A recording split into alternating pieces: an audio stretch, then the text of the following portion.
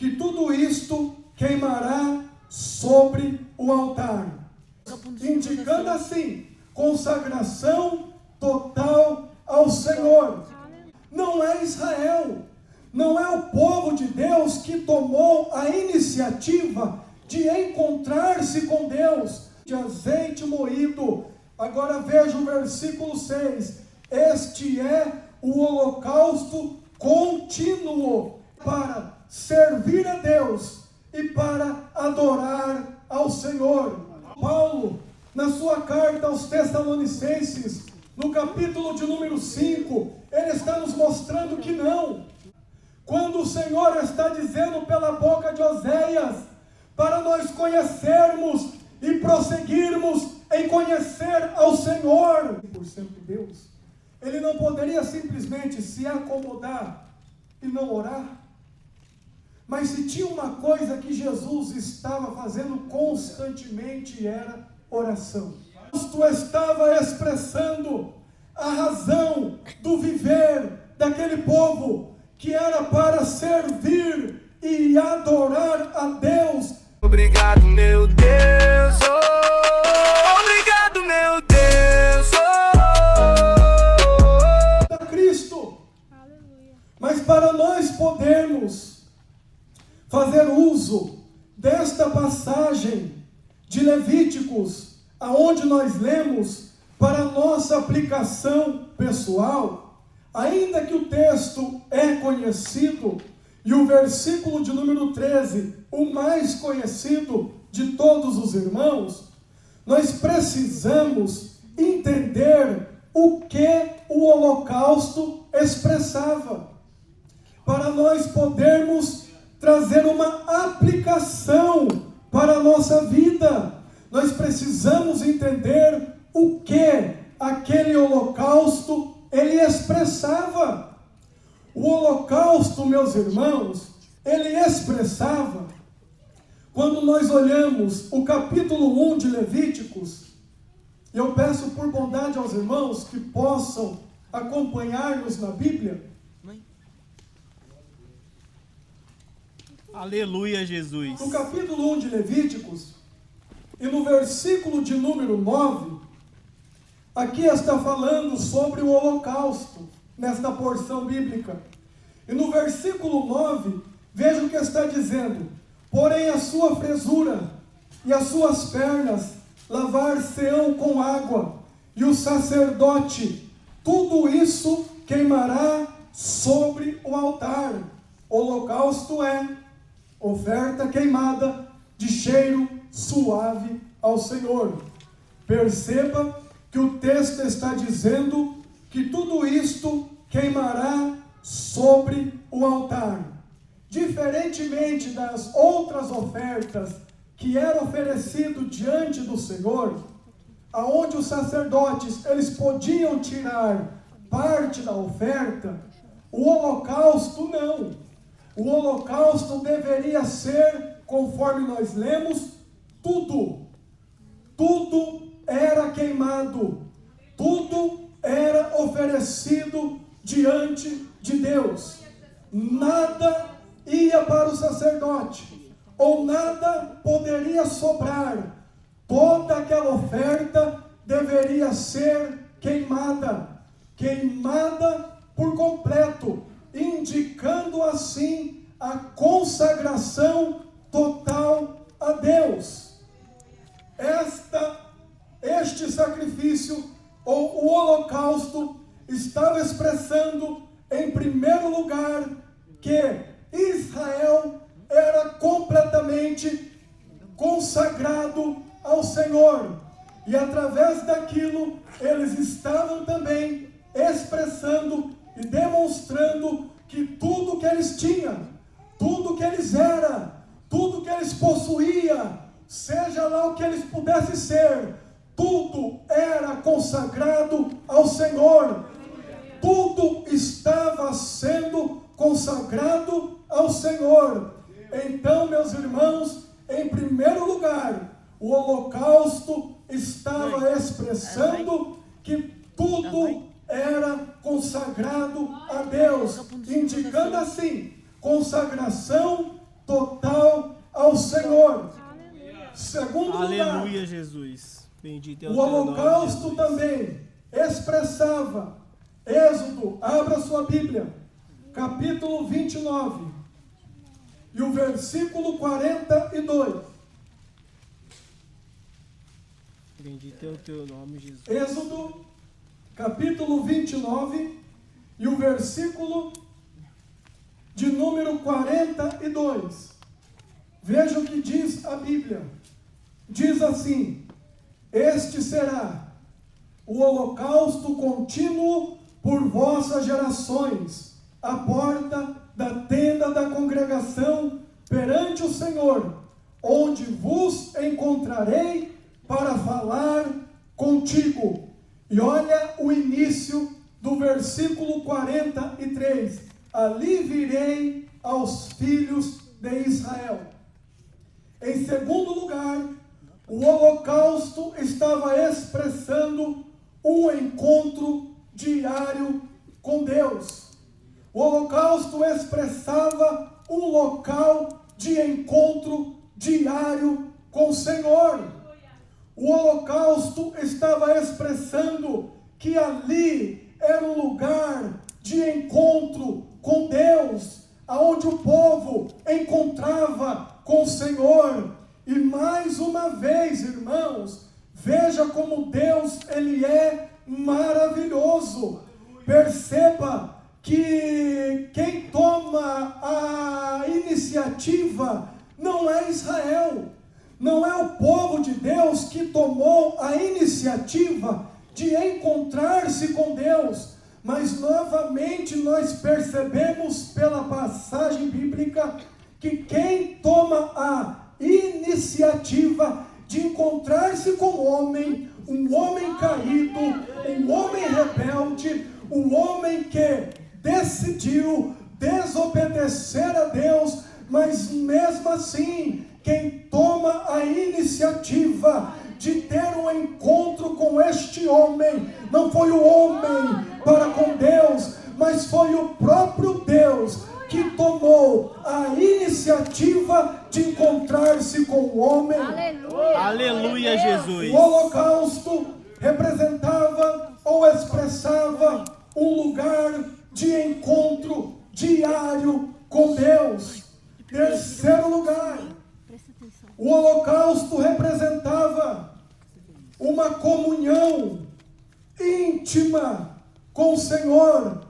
Números, capítulo de número 28. Números, capítulo de número 28. Veja o que diz esta passagem bíblica.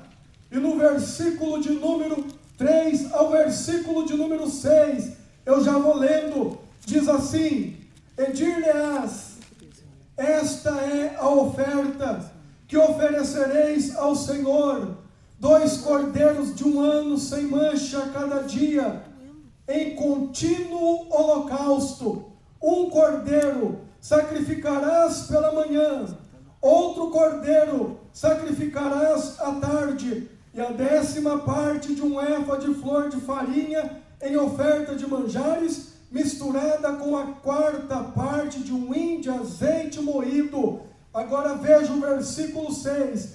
Este é o holocausto contínuo, instituído no Monte Sinai. Então perceba, meus irmãos, sendo assim, o holocausto, um lugar aonde estava expressando consagração total, local de encontro diário, e a passagem bíblica que nós acabamos de ler, o versículo 6, diz que era o holocausto contínuo, está nos apontando também que ali era um lugar de comunhão contínua com Deus. O holocausto estava expressando um local de comunhão contínua com o Senhor. Bendito é E o em teu quarto nome, lugar, Jesus. o holocausto expressava também, ainda na mesma passagem bíblica, que nós lemos de Números, capítulo 28, e os mesmos versículos aonde nós acabamos de ler, perceba que aqui os sacerdotes, eles tinham o dever de comparecer diante de Deus todos os dias, continuamente, oferecendo ao Senhor o holocausto. Sendo assim, isto também está nos indicando que o holocausto representava também a razão do viver deles. E qual era a razão da existência desse povo? A razão da existência desse povo era para servir a Deus e para adorar ao Senhor. Porque o que nós temos no ato do holocausto, o povo servindo ao Senhor e prestando culto de adoração ao nome do Senhor. Agora, meus irmãos, sendo assim, como nós podemos perceber o que expressava o holocausto, nós podemos perfeitamente também entender que nada difere da nossa vida. Porque se o holocausto expressava que tudo, ou indicava que tudo era consagrado ao Senhor, ou uma consagração total a Deus, diga-me para mim, se a nossa vida também não deve ser completamente, totalmente consagrada, entregada ao Senhor. A nossa vida deve ser completamente consagrada ao Deus de Israel. Bendito é o teu nome, Jesus. Se não percebe, irmãos, o apóstolo Paulo, ele vai dizer, 1 Tessalonicenses, no capítulo de número 5, uma passagem tão tremenda, porque nós ouvimos as pessoas dizerem aí fora que Deus, Ele está interessado somente no nosso coração.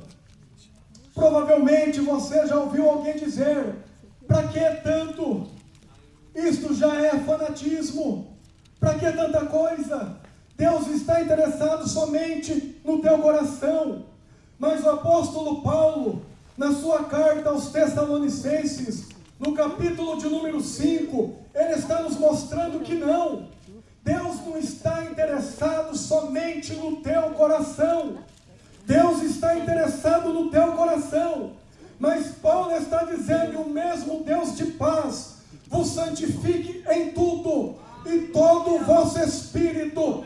Deus está interessado no teu coração, mas Deus também está interessado no teu espírito, e alma, e corpo. Deus está interessado no teu espírito, na tua alma e no teu corpo. E Paulo diz, sejam plenamente conservados irrepreensíveis para a vinda do nosso Senhor Jesus Cristo. Meus irmãos, Jesus se entregou por inteiro naquele Calvário. A oferta do holocausto deveria ser queimada completamente, indicando consagração total para Deus. Da mesma forma, a nossa vida deve ser uma vida completamente consagrada para o Senhor.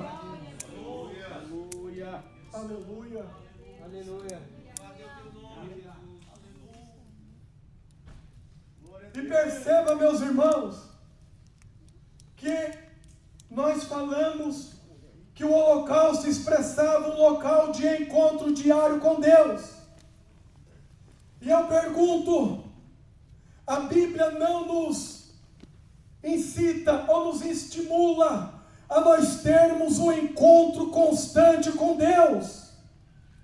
A Bíblia, meus irmãos, não somente nos estimula, como nos ordena. Quando o Senhor está dizendo pela boca de Oséias, para nós conhecermos e prosseguirmos em conhecer ao Senhor, Deus não está pedindo, Deus está ordenando.